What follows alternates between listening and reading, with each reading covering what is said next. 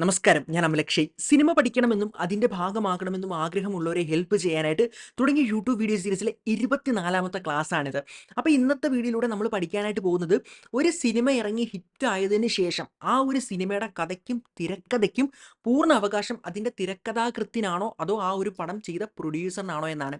അപ്പം ഈ ഒരു കോൺട്രവേഴ്സി എന്ന് പറയുന്നത് കുറേ നാളായിട്ട് നമ്മുടെ ഫിലിം ഇൻഡസ്ട്രിയിൽ നിൽക്കുന്നുണ്ടല്ലേ. അപ്പോൾ നമ്മൾ നോക്കുകയാണെങ്കിൽ അന്യൻ എന്ന് പറയുന്ന ആ ഒരു സിനിമയുടെ തിരക്കഥാകൃത്തും സംവിധായകനുമായിട്ടുള്ള ശങ്കറും അതുപോലെ തന്നെ ആ ഒരു അന്യന്റെ പ്രൊഡ്യൂസറായിട്ടുള്ള ആസ്കർ രവിചന്ദ്രനും തമ്മിൽ ഈ ഒരു പ്രശ്നം ഉണ്ടായിരുന്നു. അപ്പോൾ ഇത് തിരക്കഥയുടെ കേസിൽ മാത്രമല്ല, ഇളയരാജ താൻ സംവിധാനം ചെയ്തൊരു പാട്ട് ഈ അടുത്തൊരു മലയാള സിനിമയിൽ ഉപയോഗിച്ചു എന്ന് പറഞ്ഞിട്ട് അവർക്കെതിരെ കേസിന് പോയിരുന്നു അല്ലേ. ആ ഒരു സമയത്തും കുറേയധികം ആൾക്കാർ ഇത്തരത്തിൽ കുറേ ആൾക്കാർ ഇളയരാജയെ സപ്പോർട്ട് ചെയ്തിരുന്നു. കാരണം അദ്ദേഹമാണ് ആ ഒരു സംഭവം സൃഷ്ടിച്ചതെന്നും അദ്ദേഹമാണ് കലാകാരനെന്നും അതുകൊണ്ട് അതിന്റെ പൂർണ്ണ അവകാശം അദ്ദേഹത്തിനാണെന്ന് കുറേയധികം ആൾക്കാർ പറഞ്ഞിരുന്നു. എന്നാൽ ഇപ്പുറത്തേക്ക് നമ്മൾ നോക്കുകയാണെങ്കിൽ അതിന്റെ പ്രൊഡ്യൂസർക്കാണ് അത്. കാരണം പ്രൊഡ്യൂസർ ആണല്ലോ പൈസ കൊടുത്തിട്ട് അത് വാങ്ങിയത്, അതുകൊണ്ട് അതിന്റെ പൂർണ്ണ അവകാശം പ്രൊഡ്യൂസർക്കാണെന്നും രണ്ട് തരത്തിലുള്ള വാദമുണ്ടായിരുന്നു. അപ്പം മ്യൂസിക്കിന്റെ കേസിലാണെങ്കിലും തിരക്കഥയുടെ കേസിലാണെങ്കിലും എല്ലാം കലയായതുകൊണ്ട് തന്നെ നമ്മൾ കലാകാരന്മാരായതുകൊണ്ട് തന്നെ ഇത്തരത്തിൽ ഇതേപ്പറ്റി നമ്മൾ മനസ്സിലാക്കിയിരിക്കണം. അപ്പം നമ്മളിത് നോക്കാനായിട്ട് പോകുന്നത് ഒരു സിനിമ ഇറങ്ങി ഹിറ്റ് ആയതിനു ശേഷം ആ ഒരു സിനിമയുടെ കഥയും തിരക്കഥയിലും പൂർണ്ണ അവകാശം അതിന്റെ തിരക്കഥാകൃത്തിനാണോ അതോ പ്രൊഡ്യൂസറിനാണോ എന്നാണ്. അപ്പോൾ ഇത് മനസ്സിലാക്കാൻ വേണ്ടിയിട്ട് നിങ്ങൾ എന്താണ് റൈറ്റേഴ്സ് എഗ്രിമെന്റ് എന്ന് അറിഞ്ഞിരിക്കണം. അപ്പോൾ ഇന്നത്തെ വീഡിയോയിലൂടെ നമ്മൾ എന്താണ് റൈറ്റേഴ്സ് എഗ്രിമെന്റ്, അതിന്റെ പ്രത്യേകത എന്തെല്ലാമാണ്, അതുപോലെ തന്നെ ഒരു റൈറ്റർ, ഒരു തിരക്കഥാകൃത്ത് റൈറ്റേഴ്സ് എഗ്രിമെന്റ് എഴുതാൻ നേരത്ത് എന്തെല്ലാം കാര്യങ്ങളാണ് പ്രധാനമായും ശ്രദ്ധിക്കേണ്ടത്. ഇതിനൊപ്പം തന്നെ ആ ഒരു റൈറ്റേഴ്സ് എഗ്രിമെന്റിൽ പ്രധാനമായും വരുന്ന ഒരു ടീമിനെ പറ്റിയും വളരെ വളരെ ഇമ്പോർട്ടൻ്റ് ആയിട്ടുള്ള ഒരു ടീമിനെ പറ്റി ഞാൻ പറയുന്നുണ്ട്. ആ ഒരു ചെറിയ ടീമാണ് ഇത്തരത്തിൽ ആർക്കാണ് ഈ ഒരു തിരക്കഥയുടെ അവകാശം എന്ന് ഡിസൈഡ് ചെയ്യുന്നത്. അപ്പോൾ ഈ കംപ്ലീറ്റ് കാര്യങ്ങളാണ് നമ്മൾ ഇന്നത്തെ വീഡിയോയിലൂടെ ഡിസ്കസ് ചെയ്യാനായിട്ട് പോകുന്നത്. അങ്ങനെയാണെങ്കിൽ നമുക്ക് വീഡിയോയിലേക്ക് കടക്കാം. അപ്പോൾ ആദ്യം തന്നെ നിങ്ങൾ മനസ്സിലാക്കേണ്ടത് എന്താണ് റൈറ്റേഴ്സ് എഗ്രിമെന്റ് എന്നാണ്. അതായത് നിങ്ങളൊരു പ്രൊഡ്യൂസറിനോട് നിങ്ങളുടെ കഥ പറഞ്ഞു, ആ ഒരു തിരക്കഥ അദ്ദേഹത്തിന് കൊടുത്ത സമയത്ത് അദ്ദേഹത്തിന് അത് ഇഷ്ടപ്പെട്ടു, അത് സിനിമയാക്കാൻ അദ്ദേഹം തയ്യാറാവുകയാണെങ്കിൽ നിങ്ങളും ആ ഒരു പ്രൊഡ്യൂസറും നിങ്ങളും തമ്മിൽ ഉണ്ടാകുന്ന ഒരു എഗ്രിമെന്റിനെയാണ് നമ്മൾ റൈറ്റേഴ്സ് എഗ്രിമെന്റ് എന്ന് പറയുന്നത്. അപ്പോൾ നമുക്കറിയാമില്ലേ, നമ്മുടെ നാട്ടിൽ എല്ലാ കാര്യങ്ങൾക്കും ഒരു പെട്ടിക്കട തുടങ്ങണമെങ്കിൽ അല്ലെങ്കിൽ നിങ്ങളൊരു വീട് വാടകയ്ക്ക് എടുക്കുകയാണെങ്കിൽ പോലും അവിടെ പ്രോപ്പർ ആയിട്ടുള്ള എഗ്രിമെന്റ് ഉണ്ടാവും. അപ്പോൾ സിനിമ എന്ന് പറയുന്ന കോടിക്കണക്കിന് രൂപ ഇൻവെസ്റ്റ് ചെയ്യുന്ന ഒരു പ്രോജക്റ്റിന് എന്തായാലും ഒരു എഗ്രിമെന്റ് ഉണ്ടായിരിക്കണം. അതായത് നിങ്ങളെന്ന് പറയുന്ന റൈറ്റർ നിങ്ങളുടെ ആ ഒരു തിരക്കഥ ഈ ഒരു പ്രൊഡ്യൂസറിന് സിനിമ ചെയ്യാനായിട്ട് കൊടുക്കുന്നു എന്നുള്ളതിന്റെ ആ ഒരു എഗ്രിമെന്റിനെയാണ് നമ്മൾ റൈറ്റേഴ്സ് എഗ്രിമെന്റ് എന്ന് പറയുന്നത്. അപ്പോൾ നിങ്ങൾക്ക് റൈറ്റേഴ്സ് എഗ്രിമെന്റ് എന്താണെന്ന് മനസ്സിലായില്ലേ? അങ്ങനെയാണെങ്കിൽ റൈറ്റേഴ്സ് എഗ്രിമെന്റ് ഒപ്പിടുന്നത് കൊണ്ടുള്ള ഗുണങ്ങൾ എന്തെല്ലാമാണെന്ന് നമുക്ക് പെട്ടെന്ന് നോക്കാം.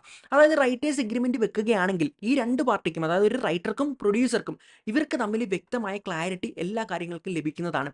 അതായത് ഇപ്പം വാക്കാൽ പറയുകയാണെങ്കിൽ, വാക്കാൽ ഒരു ഉറപ്പ് കൊടുക്കുകയാണെങ്കിൽ ഒന്നാമത്തെ കാര്യം അതിൽ ചിലപ്പം മിസ്കമ്മ്യൂണിക്കേഷൻ സംഭവിക്കാനും രണ്ടുപേരും മിസ്അണ്ടർസ്റ്റാൻഡ് ചെയ്യാനുമുള്ള സാധ്യതയുണ്ട്.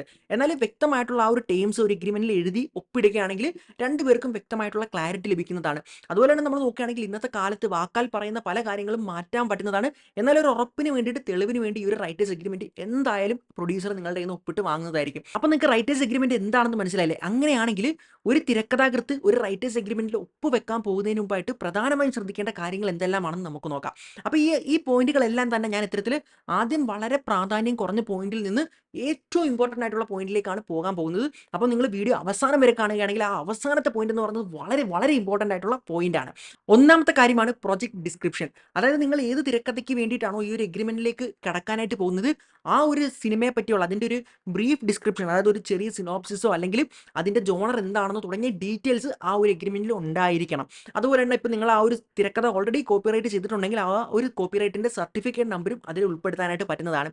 അപ്പോൾ ഇതാണ് നിങ്ങൾ പ്രധാനമായിട്ടും ശ്രദ്ധിക്കേണ്ട ഒരു കാര്യം എന്ന് പറയുന്നത്. രണ്ടാമതായിട്ട് ശ്രദ്ധിക്കേണ്ട കാര്യമാണ് ക്രെഡിറ്റ്. അതായത് ആ ഒരു എഗ്രിമെന്റിൽ തിരക്കഥാകൃത്ത് നിങ്ങളാണെന്നും ആ ഒരു സിനിമ പബ്ലിഷ് ആയി അല്ലെങ്കിൽ റിലീസ് ആകുന്ന സമയത്ത് ആ ഒരു സിനിമയുടെ റിട്ടേൺ ബൈ എന്നുള്ള ക്രെഡിറ്റ് നിങ്ങൾക്ക് തന്നെ ആയിരിക്കും എന്നുള്ള കാര്യം ഉറപ്പുവരുത്തുക. അതായത് സിനിമയിൽ മാത്രമല്ല, അതിൻ്റെ മാർക്കറ്റിംഗ് മെറ്റീരിയലുകളിലും പോസ്റ്ററുകളിലും എല്ലാം തന്നെ റിട്ടേൺ ബൈ എന്ന് നിങ്ങളുടെ പേരായിരിക്കും എന്നുള്ള കാര്യം കൂടി വ്യക്തമായിട്ട് ആ എഗ്രിമെന്റിൽ മെൻഷൻ ചെയ്യാൻ മറക്കരുത്.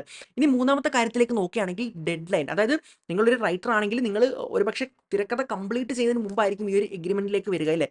ആ ഒരു സമയത്ത് എന്നാണോ നിങ്ങൾ ഫസ്റ്റ് ഡ്രാഫ്റ്റ് കൊടുക്കുക, എന്നാണോ നിങ്ങൾ സെക്കൻഡ് ഡ്രാഫ്റ്റ് കൊടുക്കുക, എന്നാണ് നിങ്ങൾ ഫൈനൽ ഡ്രാഫ്റ്റ് കൊടുക്കുക എന്നുള്ളതിൻ്റെ അതിനൊരു ഡെഡ് ലൈൻ ഉണ്ടെങ്കിൽ അത് കൃത്യമായിട്ട് മെൻഷൻ ചെയ്തിട്ടുണ്ടെന്നും അത് എന്നാണെന്നും മനസ്സിലാക്കിയിരിക്കണം. ഇനി നാലാമതായിട്ട് ശ്രദ്ധിക്കേണ്ട കാര്യമാണ് പേയ്മെന്റ്. അതായത് നിങ്ങളൊരു റൈറ്റർ ആണെങ്കിൽ എന്തായാലും നിങ്ങൾക്കൊരു കൃത്യമായിട്ടുള്ള ഒരു പേയ്മെന്റ്, അതായത് ആദ്യം ഒരു അഡ്വാൻസ് തരും, അതിനുശേഷം ഇത്തരത്തിൽ എന്തായാലും നിങ്ങളുടെ ആ ഒരു വർക്കിന് ഒരു റെമ്യൂണറേഷൻ ഉണ്ടായിരിക്കും അല്ലേ. അപ്പം എത്ര രൂപയാണോ നിങ്ങൾക്ക് അഡ്വാൻസ് ആയിട്ട് ലഭിച്ചതെന്നും അതുപോലെ തന്നെ അതിനുശേഷം നിങ്ങൾക്ക് ടോട്ടൽ എത്ര രൂപയാണ് റെമ്യൂണറേഷൻ തരുന്നതെന്നുള്ളതും വ്യക്തമായിട്ട് ആ ഒരു എഗ്രിമെന്റിൽ ഉണ്ടായിരിക്കണം. ഉണ്ടായിരിക്കണം. അതായത് ഒരുമിച്ചാണ് തരുന്നതെങ്കിൽ, അതായത് ഒരു ലംസമായിട്ടാണ് തരുന്നതെങ്കിൽ അതേപ്പറ്റി ഒരു വ്യക്തത ഉണ്ടായിരിക്കണം. അതുപോലെ തന്നെ എന്നാണ് ആ ഒരു റെമ്യൂണറേഷൻ തീരുന്നതെന്നും ആ ഒരു എഗ്രിമെന്റിൽ ഉണ്ടായിരിക്കണം.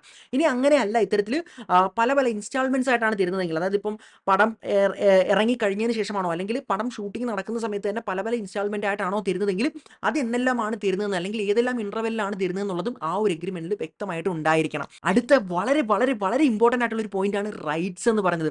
അതായത് നിങ്ങളൊരു റൈറ്ററാണ്, നിങ്ങളുടെ ആ ഒരു തിരക്കഥ ആ ഒരു പ്രൊഡ്യൂസറിന് ഇഷ്ടപ്പെട്ടിട്ട് നിങ്ങൾ എഗ്രിമെന്റ് വെക്കാനായിട്ട് പോവുകയാണ്. ആ ഒരു എഗ്രിമെന്റിൽ ആ ഒരു തിരക്കഥയുടെ ഫ്യൂച്ചറിലേക്കുള്ള റൈറ്റ്സ് അല്ലെങ്കിൽ അവകാശം ആർക്കാണെന്നുള്ളത് വ്യക്തമായിട്ട് എഴുതിയിട്ടുണ്ടെന്നുള്ള കാര്യം ഉറപ്പുവരുത്തുക. അപ്പോൾ ഇവിടെ രണ്ട് രീതിയിലാണ് പൊതുവെ എഗ്രിമെന്റ് വരാറുള്ളത്. ഒന്നെന്ന് പറയുന്നത് ആസ് എ റൈറ്റർ നിങ്ങൾ നിങ്ങളുടെ തിരക്കഥ ആ ഒരു പ്രൊഡ്യൂസറിന് വിൽക്കുകയാണ്. അതായത് നിങ്ങളുടെ ആ ഒരു തിരക്കഥയുടെ മുഴുവൻ അവകാശങ്ങൾ നിങ്ങൾ ആ ഒരു പ്രൊഡ്യൂസർക്ക് കൊടുക്കുന്നു.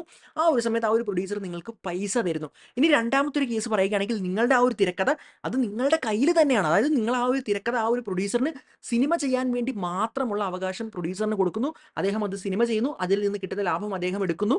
അതിനുശേഷം ആ ഒരു തിരക്കഥയുമായിട്ട് ആ ഒരു പ്രൊഡ്യൂസറിന് യാതൊരു ബന്ധവുമില്ല. പിന്നീട് ആ ഒരു തിരക്കഥയുടെ പൂർണ്ണ അവകാശം നിങ്ങൾക്ക് തന്നെയായിരിക്കും. ആ ഒരു സമയത്ത് നിങ്ങൾക്ക് ആ ഒരു തിരക്കഥ യഥാർത്ഥത്തിൽ ബുക്കാക്കാനോ അല്ലെങ്കിൽ വീണ്ടും വേറൊരു ഭാഷയിലേക്ക് മൊഴിമാറ്റം ചെയ്യാനോ ഒക്കെയുള്ള അവകാശം നിങ്ങൾക്ക് മാത്രമായിരിക്കും. അപ്പോൾ നിങ്ങൾക്ക് റൈറ്റ്സ് എന്ന് പറയുന്ന ആ ഒരു കോൺസെപ്റ്റ് മനസ്സിലായില്ലേ? അങ്ങനെയാണെങ്കിൽ നാളെ നിങ്ങളൊരു പ്രൊഡ്യൂസറുമായിട്ട് നിങ്ങളുടെ ആ ഒരു തിരക്കഥയ്ക്ക് വേണ്ടിയിട്ട് എഗ്രിമെന്റ് ഒപ്പുവെക്കാൻ പോകുന്ന സമയത്ത് ആ ഒരു തിരക്കഥയുടെ അവകാശം പ്രൊഡ്യൂസർക്കായിരിക്കുമോ അതോ നിങ്ങൾക്കായിരിക്കുമോ എന്ന് എങ്ങനെ സിമ്പിളായിട്ട് മനസ്സിലാക്കാം? ഒബ്വിയസ്ലി നിങ്ങൾക്കൊരു ഒരു ലോയറിന്റെ കയ്യിൽ കൊടുക്കുകയാണെങ്കിൽ ലോയറിനെ നോക്കിയിട്ട് വായിച്ച് നിങ്ങൾക്ക് പറഞ്ഞ് മനസ്സിലാക്കി തരാൻ പറ്റും. എന്നാൽ നിങ്ങളൊരു സാധാരണക്കാരനാണെങ്കിൽ നിങ്ങൾക്ക് വലിയ നോളജോ കാര്യങ്ങളോ ഒന്നും ഇല്ലെങ്കിൽ പോലും സിമ്പിളായിട്ട് വളരെ ഇമ്പോർട്ടൻ്റ് ആയിട്ടുള്ള ഒരു ഒറ്റ ടേമിലേക്ക് നോക്കിക്കൊണ്ട് നിങ്ങൾക്ക് ഇത് മനസ്സിലാക്കാനായിട്ട് പറ്റുന്നതാണ്. അപ്പോൾ ആ ടേം എന്താണെന്നാണ് ഞാൻ അടുത്ത് പറഞ്ഞു തരാനായിട്ട് പോകുന്നത്. അപ്പോൾ നിങ്ങൾക്ക് പെട്ടെന്ന് പറഞ്ഞ് മനസ്സിലാക്കി തരാൻ വേണ്ടിയിട്ട് ഞാൻ ഇവിടെ ഒരു എഗ്രിമെന്റിന്റെ കോപ്പി, ഒരു സാമ്പിൾ കോപ്പി കൊടുക്കുന്നുണ്ട്.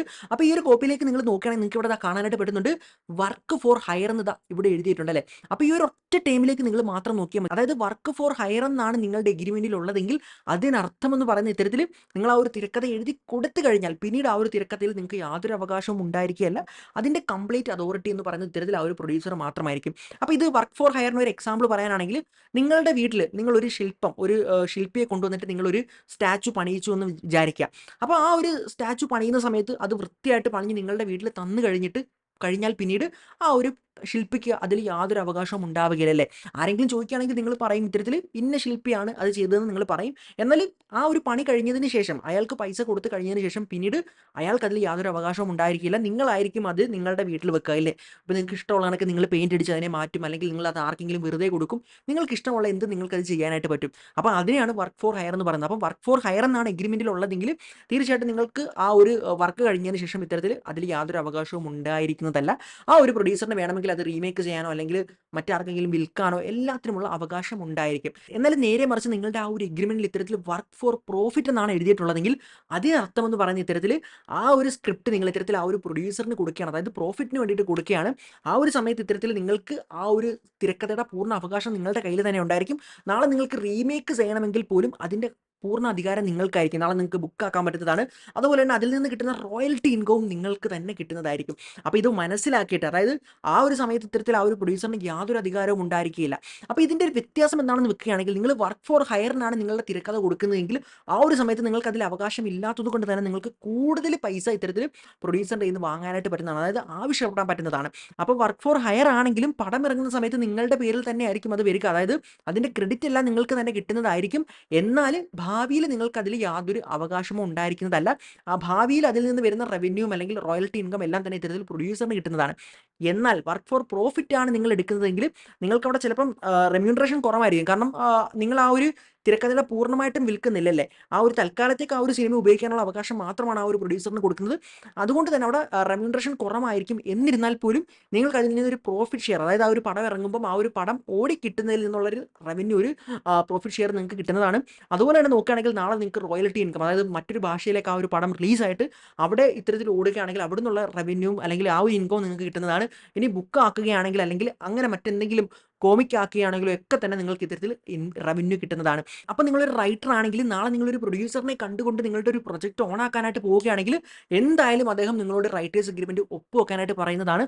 ആ ഒരു സമയത്ത് നിങ്ങൾക്ക് സ്വയം തീരുമാനിക്കാം, അതായത് നിങ്ങൾക്ക് വർക്ക് ഫോർ ഹയറിന് വേണ്ടിയിട്ട് പോകണമോ അതോ വർക്ക് ഫോർ പ്രോഫിറ്റിന് വേണ്ടിയിട്ട് പോകണമെന്ന്. അപ്പോൾ എനിക്ക് പറയാനാണെങ്കിൽ ഒരു തുടക്കക്കാരനാണെങ്കിൽ തീർച്ചയായിട്ടും ഒരു പ്രൊഡ്യൂസർ വർക്ക് ഫോർ ഹയറിന് വേണ്ടിയിട്ട് മാത്രമേ നിങ്ങളുടെ മുന്നിലേക്ക് വരികയുള്ളൂ. കാരണം അങ്ങനെ ചെയ്യുകയാണെങ്കിൽ ആ ഒരു തിരക്കഥയിൽ ഫുള്ള് ഫ്രീഡം ആ ഒരു പ്രൊഡ്യൂസറിന് കിട്ടുന്നതാണ്. അദ്ദേഹത്തിന് അദ്ദേഹത്തിൻ്റെ ഇഷ്ടത്തിനനുസരിച്ച് സീനിയേഴ്സിൻ്റെയൊക്കെ കൺസൾട്ട് ചെയ്തുകൊണ്ട് അതിൽ ഇഷ്ടാനുസരണം മാറ്റം വരുത്താൻ പറ്റുന്നതാണ്. എന്നാൽ വർക്ക് ഫോർ പ്രോഫിറ്റിന് വേണ്ടിയിട്ടാണ് എഗ്രിമെൻറ്റ് ചെയ്യുന്നതെങ്കിൽ നിങ്ങളുടെ അനുവാദമില്ലാതെ അതിൽ മാറ്റം വരുത്താനും പറ്റുന്നതായിരിക്കില്ല. അപ്പോൾ ഈ ഒരു കാരണം കൊണ്ട് തന്നെ കൂടുതലും പ്രൊഡ്യൂസേഴ്സ് പ്രത്യേകിച്ച് ബിഗിനേഴ്സിൻ്റെ ഇടുക്കിയിൽ ഇത്തരത്തിൽ വർക്ക് ഫോർ ഹയർ മാത്രമായിരിക്കും എക്സ്പെക്ട് ചെയ്യുന്നത്. ഇനി നിങ്ങൾ MD ഒക്കെ പോലെ നാളെ വലിയൊരു റൈറ്റർ ആവുകയാണെങ്കിൽ ആ ഒരു സമയത്ത് നിങ്ങൾക്ക് തീർച്ചയായിട്ടും വർക്ക് ഫോർ പ്രോഫിറ്റിന് വേണ്ടിയിട്ട് എഗ്രിമെൻറ്റ് വെക്കാൻ പറ്റുന്നതാണ്. അപ്പോൾ നിങ്ങളൊരു റൈറ്റർ ആണെങ്കിൽ നാളെ നിങ്ങളുടെ ഒരു പ്രൊജക്റ്റ് ഓൺ ആവുന്നതിൻ്റെ ഭാഗമായിട്ട് നിങ്ങളൊരു പ്രൊഡ്യൂസറിനെ കാണുകയാണെങ്കിൽ തീർച്ചയായിട്ടും നിങ്ങൾ റൈറ്റേഴ്സ് എഗ്രിമെൻറ്റ് ഒപ്പിട്ടിരിക്കണം. ആ ഒപ്പിടേണ്ട സമയത്ത് നിങ്ങൾ തീർച്ചയായിട്ടും പ്രധാനമായും ശ്രദ്ധിക്കേണ്ട കാര്യങ്ങൾ എന്തെല്ലാമാണെന്ന് നിങ്ങൾക്ക് മനസ്സിലായെന്ന് വിശ്വസിക്കുന്നു. അങ്ങനെയാണെങ്കിൽ വീഡിയോ എല്ലാവർക്കും ഉപകാരപ്പെട്ടു എന്ന് വിശ്വസിക്കുന്നു. അടുത്തൊരു വീഡിയോയിൽ കാണുമ്പോഴേക്കും പാക്കപ്പ്.